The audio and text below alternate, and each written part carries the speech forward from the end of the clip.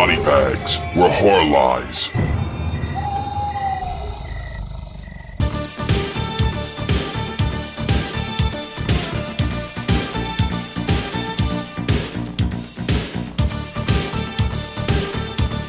Yo, what's up everybody? Welcome to week 106 here on Body Bags. I'm your host Moodz616, and thank you once again for stopping in, guys. Yeah, week 106 is here on Body Bags. It is Sunday, so it is my time to review a film.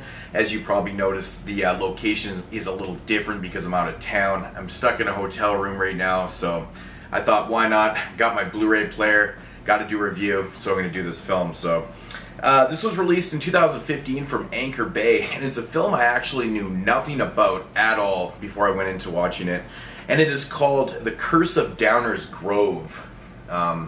I'm always looking forward to checking out new horror films from, you know, the modern times, especially from 2015. Got to try to up my 2015 game. So when I seen it was like a brand new release or whatever, I was like, gotta check it out. Basically, the premise of this film right here, The Curse of Downers Grove, is about, follows your main character. Her name is Chrissy Swanson.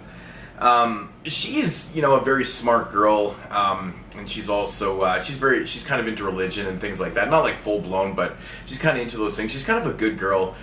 She's got like a best friend, and she's very slutty type, they kind of, they're like a yin and yang type deal.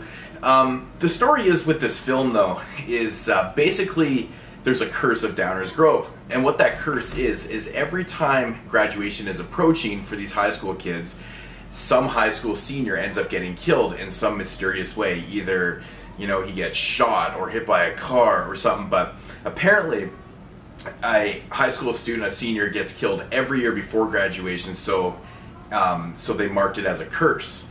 Of course, the film starts taking place about, 4 days before graduation. No one has died yet.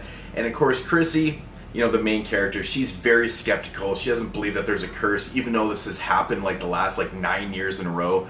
I mean, I don't know how you could be skeptical about that if it's happened every year for 9 years. I mean, how many students do you know that got killed, days before graduation every year?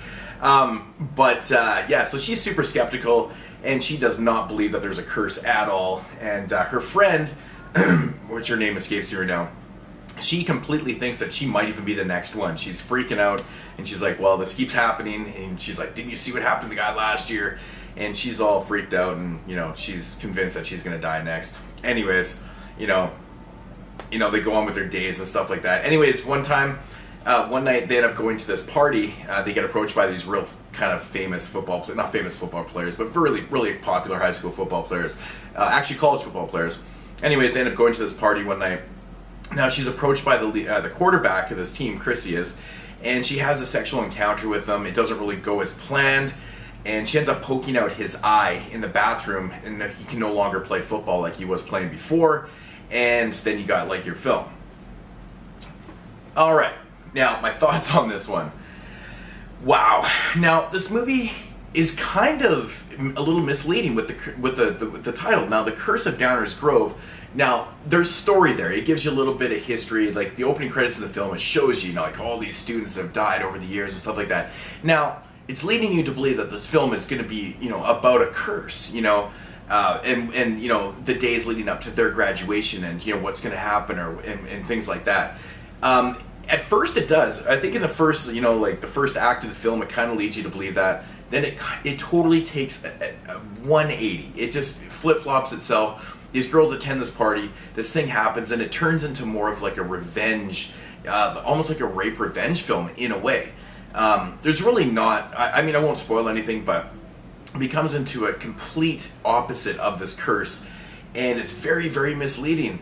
At first I was like, okay, I can take this, but it just kept going and going, and they didn't really kind of go back to the, the basis of the story, which was the Curse of Downers Grove, and it kind of gets into this mismatched, kind of cat and mouse game between, her and her brother and her friends against this football team and stuff, and there's a lot of things happening throughout the film. It's kind of like revenge and things like that. So it's very kind of awkward because you're thinking one thing and another thing's happening the entire time. But overall, it's not the worst movie in the world. The things that bug me about this film, there's a lot of really cliched characters in this film. I do like the lead actress. I'm not sure exactly what her name is, but Bella Heathcote. She did a pretty good job, actually. She pulled off, kind of the nerdy, not nerdy, she's kind of cool, but she's very smart and, articulate. That character, and her friend, who was the slutty one, she pulls it off. I think some of the characters are well done, but there's a lot of cliche characters, like the really dickhead football players. And, of course, the quarterback is the leader, and he's just like, whatever he says goes, and things like that. There's a lot of those type of characters that follow, and it's just like ridiculous. There's actually a cameo by Tom Arnold in this film. He plays the father of the quarterback that loses his eye. I thought his cameo was actually terrible in this film. It was just really unbelievable, really bad acting and stuff. So I wasn't a big fan of it at all.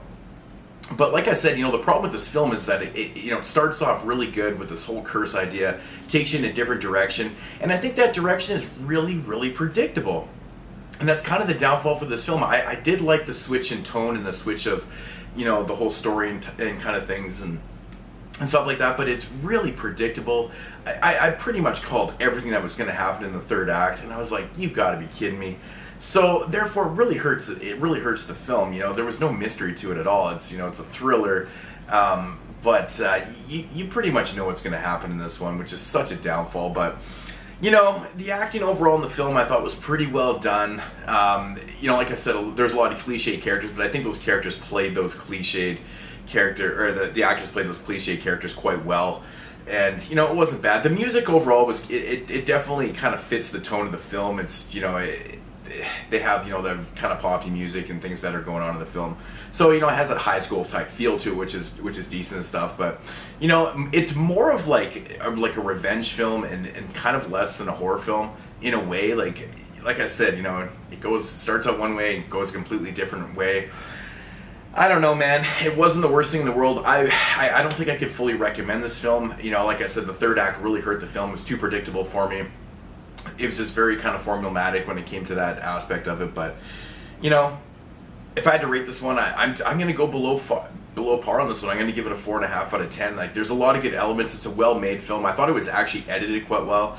Like, the opening credits in the film are done really well. But like I said, I do like the idea of the switch in stories, or the switch of what they were doing in the film. But overall, it's just way too predictable and kind of forgettable, and that's really what it comes down to. So it's not really an A-type, top-shelf type film. So The Curse of Downers Grove, if you want to check it out, maybe give it a shot. But yeah, I don't really know what else to say about it without giving anything away and stuff. But yeah, check it out at your own risk if you want to.